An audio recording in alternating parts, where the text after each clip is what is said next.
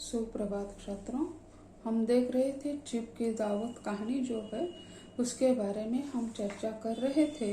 जैसे वह श्यामनाथ जी जो है अपनी माँ को समझाते हैं कि हम लोग बैठक में बैठेंगे और उसी समय तुम क्या कर देना, बरामदे में बैठ जाना। फिर जब हम यानी बैठक में आ जाएंगे तब तुम गुसल खाने के रास्ते से अपने कमरे में चले जाना, ऐसे वे बताते हैं। और सुबह यानी शाम ही 7 बजे से पहले तुम खाना खाकर तैयार हो जाओ। हाँ, वे लोग तो 7 बजे के बाद आएंगे। तो माँ कहती है कि बेटा, मैं तो आज खाना खाने वाली है ही नहीं, क्योंकि आपको पता है कि जब घर में मांस मछली पकती है तो मैं उसी दिन खाना नहीं खाती हूँ, ऐसे। और फिर वो कहते हैं ठीक है, जैसे आपकी इच्छा। और फिर उन्हें बताते हैं कि हमारे यानी हम जब बैठक में बैठेंगे तब तुम बरामदे में बैठना, और जब हम बैठक में आएंगे तब तुम गुसल खाने के रास्ते से अपने कमरे में चले जाना, ऐसे होते हैं। माँ अवाक बेटे का चेहरा देखने लगी, यानी ऐसा बेटा क्यों सोच रहा है, यह माँ देखने लगती है। और फिर धीरे से बोली, अच्छा है बेटा। यानी उसके बेटे के तरक्की के बीच रोड़ा नहीं बनना चाहती है, लेकिन बेटा जो कहता है उसी तरह वह करने के लिए तैयार हो जाती है और कहती है ठीक है बेटा। माँ लज्जित सी आवाज में बोली, क्या करूं बेटा, मेरे बस की बात तो नहीं है। जब से बीमारी से उठी हूँ नाक से सांस नहीं ले सकती। यानी खर्राटा क्यों लेती है, यह वो बताती है कि बेटा ये मेरे बस की बात नहीं है। मैं खर्राटे क्यों लेती हूँ कि जब से बीमारी से उठी हूँ तब से मुझे नाक से सांस लेना ही नहीं आता है। इसी कारण मैं मुंह से सांस लेती हूँ और मुझे यानी जैसे मैं खर्राटे लेती हूँ। मिस्टर श्यामनाथ ने इंतजाम तो कर दिया, फिर भी उसकी उधेड़ बुन खत्म नहीं हुई। जो चिप अचानक इधर आ निकले तो 8-10 मेहमान होंगे, देसी अफसर और उनकी स्त्रियां होगी। कोई भी गुसल खाने की तरफ जा सकता है। क्षोभ और क्रोध में वो फिर सिर झुंझलाने लगा। एक कुर्सी को उठाकर बरामदे में कोठरी के बाहर रखते हुए बोले, आओ माँ, इस पर जरा बैठो। तो माँ माला संभालती पल्ला ठीक करती हुई उठी और धीरे से कुर्सी पर आकर बैठ गई।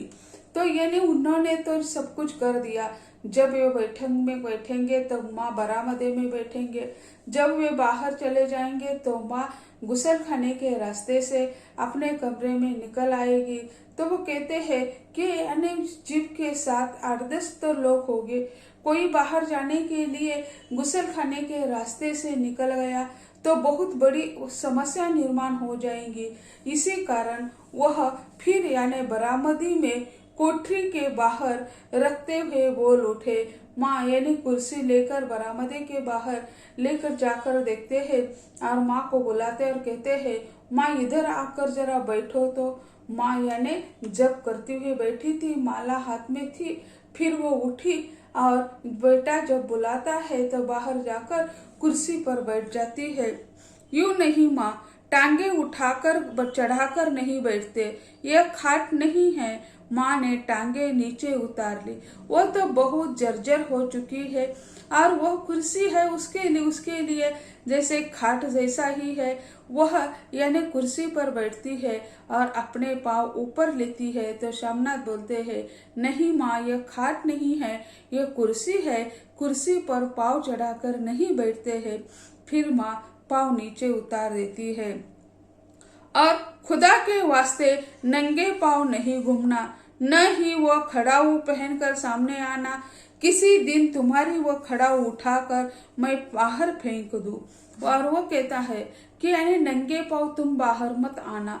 आ भी गई नजर तो नंगे पाँव नहीं, पाँव में जूते पहनकर आ जाना।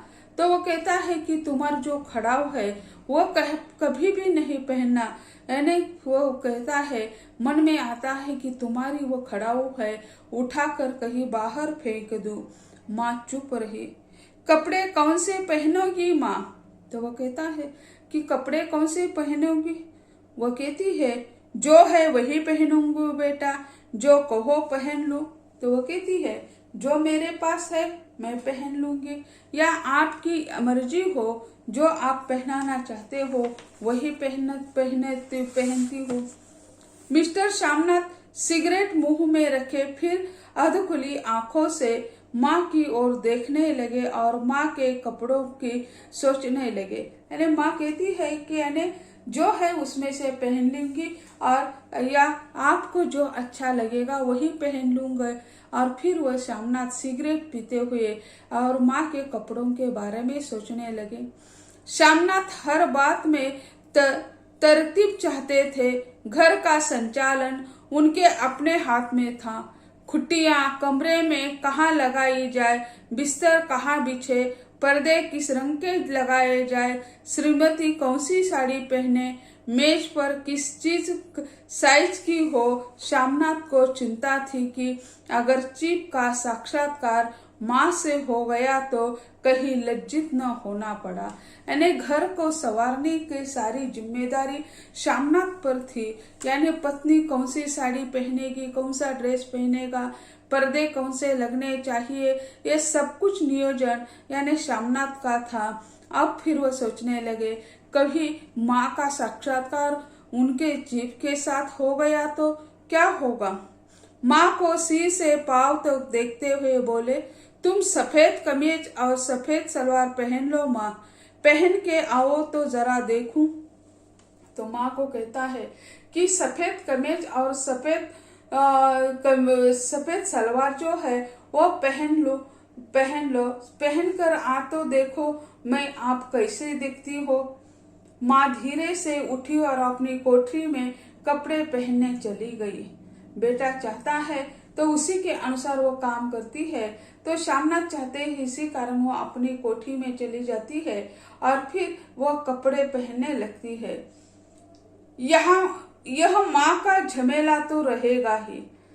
उन्होंने फिर अंग्रेजी में अपनी स्त्री से कहा, कोई ढंग की बात हो तो भी कोई नहीं कही, अगर कहीं उल्टी सीधी बात हो गई, चीफ को बुरा लगा तो सारा मजा जाता रहेगा।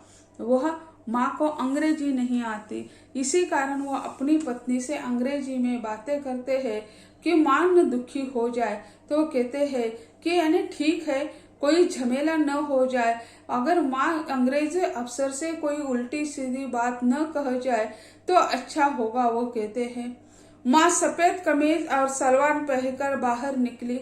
छोटा सा कद सफेद कपड़ों में लिपटा, छोटा सा सूखा हुआ शरीर, धुंधली आंखें, केवल सिर के आधे झड़े हुए बाल पल्ले की ओट में छिप पाए थे।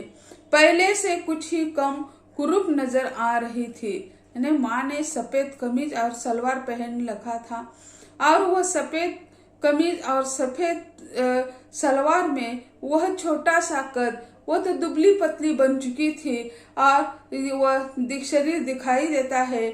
और सिर पर जो बाल है वह आधे झड़ चुके हैं, आधे बच चुके हैं और वे भी उन्होंने सिर पर से पल्लू लिया है, इसी कारण वह यानी उसमें से छिप गए हैं। चलो ठीक है, कोई चुड़िया उड़िया हो तो वह भी पहन लो, कोई हर्ज नहीं है। तो वो कहता है कि आप श्रृंगार करने के लिए, सजने के लिए कह रहे हैं। वो कहते हैं कि कोई चुड़िया वगैरह हो तो पहन लो, कोई समस्या नहीं है। चुड़िया कहाँ से लाऊं बेटा, तुम तो जानते हो कि सब जेवर तुम्हारी पढ़ाई में बिक गए। तो वो कहती है चुड़िया कहाँ से लाऊं बेटा, जो था सब कुछ तुम्हारी पढ़ाई में बिक चुका। यह वाक्य श्यामनाथ को तीर की तरह लगा।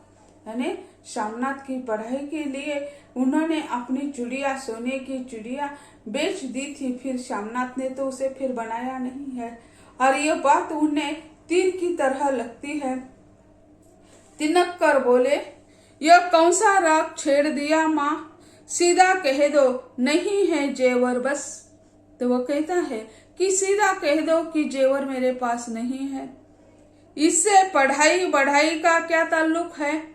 जो जेवर बिका तो कुछ बनकर ही आया हूँ, मेरा नीरा लंडरा तो नहीं लौटाया, जितना दिया था उससे दुगुना ले लेना। तो वो कहता है कि यानी सोना तो बेच दिया आपने, वो तो बेकाम नहीं हो गया, कहने कुछ तो बनकर आ गया हूँ, यानी फकीर तो नहीं बनकर आया हूँ, और जितना दिया था उससे दुगुना ले लेना। तो माँ कैसे मांगेगी, उन्होंने तो देना चाहिए था, दिया नहीं, और कहता है जितना दिया था उससे दुगुना दे लेना। मेरी जीभ जल जाए बेटा, तुमसे जेवर लूंगी, मेरे मुंह से यूं ही निकल गया, जो होते तो लाख बार पहनती। तो वह कहती है कि मेरी जीभ जल जाए बेटा, यानी तुम्हारा कोई दोष नहीं है बेटा, तुमसे जेवर ले लूं, यानी तुम्हारे तो इस पढ़ाई के लिए मैंने तो ये जेवर बेचे थे, और आप कहते हैं जितना दिया था उससे दुगुना ले लेना, यानी ये तो नहीं हो सकता, ये मेरे मुंह से निकल गया, जो होते तो लाख बार पहनती। वह अपने पति को याद करती और कहती है वे होते तो मैं लाख बार पहन लेती। 5:30 बज चुके थे। अभी मिस्टर श्यामनाथ को खुद भी नहा धोकर तैयार होना था। अब श्यामनाथ दिन भर इन्हें काम कर रहे थे, इधर का उधर, उधर का इधर, इन्हें इसी कारण लहूलुहान हो चुके थे। अभी भी उन्हें नहा धोकर ठीक होना था। श्रीमती कब की अपने कमरे में जा चुकी थी। श्यामनाथ जाते हुए माँ को फिर एक बार हिदायत करते गए, माँ रोज की तरह गुमसुम बनकर नहीं बैठी रहना, अगर साहब इधर आ निकले और कोई बात पूछे तो ठीक तरह से बात का जवाब देना। तो फिर वो कहते हैं अगर माँ ऐसे ही चुप्पी साधे नहीं बैठना, अगर कहीं इधर साहब निकले तो भी आपको क्या करना चाहिए, उन्होंने कुछ पूछा तो उसके जवाब दे देना। मैं न पढ़ी न लिखी बेटा, मैं क्या बात करूंगी, तुम कह देना मैं अनपढ़ है, कुछ जानती समझती नहीं, वह नहीं पूछेगा। तो माँ अपने को कहती है कि बेटे को बताती है, माँ मैं न पढ़ी लिखी बेटा, क्या मैं बात करूंगी उनके साथ, अंग्रेजी अफसर है, वे तो अंग्रेजी में बात करेंगे, तो उनसे पहले ही कह देना कि माँ अनपढ़ है और कुछ जानती नहीं है और वह या कुछ समझती नहीं है अंग्रेजी, तब क्या हो जाएंगे, वे मुझसे कुछ नहीं पूछेंगे। 7 बजते बजते माँ का दिल धक धक करने लगा। 7 बज गए, 7 के बाद आने वाले थे ये मेहमान। फिर माँ के दिल में धड़कन पैदा होने लगी। अगर चीफ सामने आ गया और उसने कुछ पूछा तो वह क्या जवाब देगी। चीफ सामने आ गए और फिर वह कुछ पूछेंगे तो क्या जवाब देंगी, यह समस्या उनके मन में आने लगी। अंग्रेजी को तो दूर से ही देखकर वह घबरा उठती थी। अंग्रेजी भाषा को या अंग्रेज को दूर से देखकर ही उनका दिल धड़कता था। यह तो अमेरिकी है, न मालूम क्या पूछे, मैं क्या कहूंगी। माँ जी का चाहा कि चुपचाप पिछवाड़े विधवा सहेली के घर चाहा, यानी माँ को लगने लगा कि चुपचाप उन्हें बिताए, श्यामनाथ को बिना बताए पिछवाड़े के द्वार से उनकी जो सहेली है, विधवा सहेली, उनके यहाँ निकल जाए। जो पहले उनकी पत्नी, श्यामनाथ की पत्नी और श्यामनाथ चर्चा कर रहे थे कि उनके सहेली के यहाँ भेजा जाए, लेकिन श्यामनाथ जी ने मना कर दिया क्योंकि उसका आना जाना उन्होंने बंद कर दिया था और ऐसे समय उनकी अपनी माँ को उनके यहाँ भेजना उन्हें ठीक नहीं लगा। इसी कारण वह कहते हैं नहीं, उनके घर हम नहीं भेजेंगे। लेकिन माँ के मन में भी यही प्रश्न आता है कि इन सारी समस्याओं का सामना करने के बजाय हम घर से अपनी सहेली के यहाँ निकल जाए तो अच्छा है। मगर बेटे के हुक्म को कैसे टाल सकती है। चुपचाप कुर्सी पर टांग लटकाए वह बैठ रही। लेकिन अब उनके बेटे के घर रहना उन्हें, तो बेटे की इजाजत के बिना वो बाहर कैसे जा सकती है। वो बाहर यानी बेटे के बिना पूछे वो बाहर नहीं जा सकती है, नहीं तो दूसरे दिन यानी जैसे झगड़ा ही होगा, पहले ही उनके बारे में झगड़ा हो चुका है और आज फिर उसी के कारण वह झगड़ा मोल नहीं लेना चाहती है। तो ऐसे यहाँ आज हम ठहरेंगे, अगले लेक्चर में अगला हिस्सा देख लेंगे। धन्यवाद।